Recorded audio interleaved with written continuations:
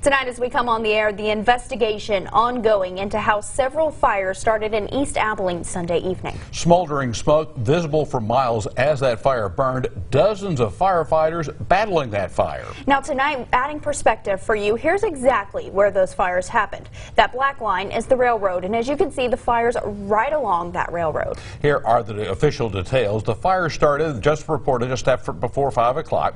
A total of 50 fire personnel from Abilene and 7 volunteer fire departments responding. Estimated acreage of the fires between 40 and 60 acres. Fortunately, no injuries reported, but several structures saved, but several storage containers and a small shed were destroyed. Now, this was no ordinary fire. It crossed lines between a grass fire, a structure fire, and all with heavy smoke. Our first responders attacking the fire in various ways, but as we find out, those watching could have been putting themselves in harm's way. Tonight, KRBC's Kelsey Pittman continues our coverage. The call came in just before 5 p.m. A fire starting Sunday afternoon next to the Abilene Police Department impound lot and the recycling center.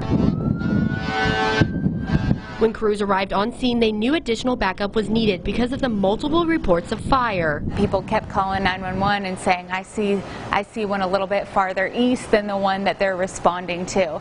And that gave us a huge heads up to know that there was multiple fires in the area, and that probably saved a lot of structures. It took 50 Abilene firefighters, the Forest Services, MetroCare, and 7 volunteer fire departments coming in to fight the fire, stretching from both sides of 322 near Highway 80. We responded out to the fire, and then our local group, or Callahan County group, we all formed a strike team. The weather conditions pushing the fire, each department taking to what they knew best. Abilene is set up with their aerials and hooking into their water supplies, and we've got these militaries, these 6x6s, and we take the fight right to the fire and we get to it. The Texas A&M Forest Services brought in their bulldozers to cut fire breaks.